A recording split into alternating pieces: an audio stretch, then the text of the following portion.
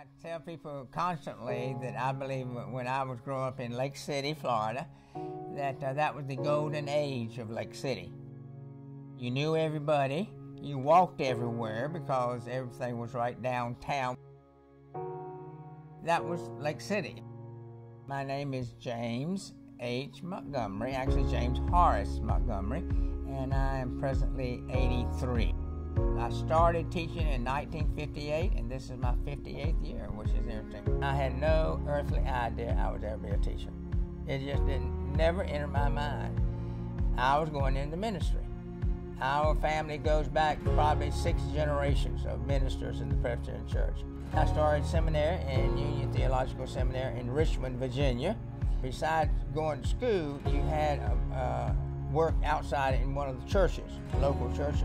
And I was given the job to be the advisor to a group of junior highs, okay, in one of the churches.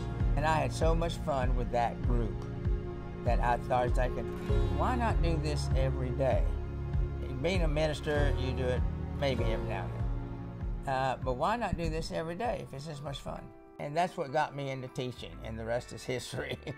Mr. Mont in the classroom was a storyteller, and he would tell stories from the time he walked in to the time he left. He has the notes that he goes off of, but it just seems like he has all these stories and stuff from his experiences, and it's really interesting just to get his point of view on history. You just wanted to sit and listen. The hour would be over and you didn't want to leave class, which doesn't happen too much in high school.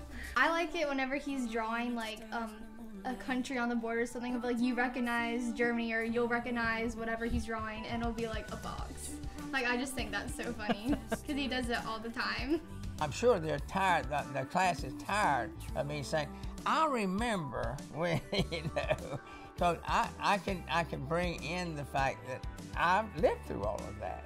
Like, he really does care about us, and I think that's, like, it's kind of for him and kind of for us. Like, I think he likes having us over and taking us to do stuff, and we love going to do it with him. So, I mean, it just shows you how different he is and how, I don't know, it's just a lot different than any other teacher. Anything I learned from him, I hear about it now, and I know, like, oh, I learned that from Mr. Mont's class, and just in this year that I've had him, I've recognized so many things that we've learned in his class, so I can't imagine what it'll be like as I get older, all the things that I'll remember. He always tells us stuff. He's like, you're gonna remember this 20 years from now, or you need to go visit this place 20 years from now with the kids. Like, he always says stuff like that, and I think about it, and I'm gonna go there, and that's the person I'm gonna think of is Mr. Mont. Can you believe I have married or performed the marriage for over 100 former students? You got to know each other so well that when they get married, they want you to have a part in it. And so that to me, is the greatest part of teaching. But he made you feel, it was like kind of a community, a family in that classroom.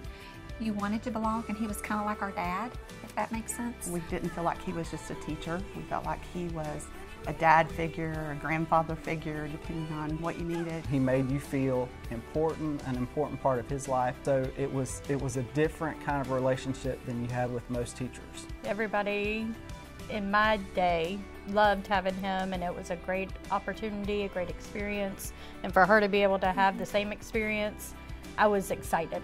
You know, I mean, you couldn't ask for a better teacher, a better person, you know. He is the epitome of what a teacher should be. I mean, I never thought when I had him so many years ago that I'd have a child who would pass through his class one day. And I know that he's had a long teaching career. I feel very lucky that she was able to have him. So both boys and my daughter had him for either economics or world history, American history, either at the high school or at the college level. So my whole family has been touched by Mr. Montgomery. He took pictures every year. We kind of felt like he was proud of us when he took those pictures. His dad and I both told him, you have to have Mr. Mont. There is nothing like it.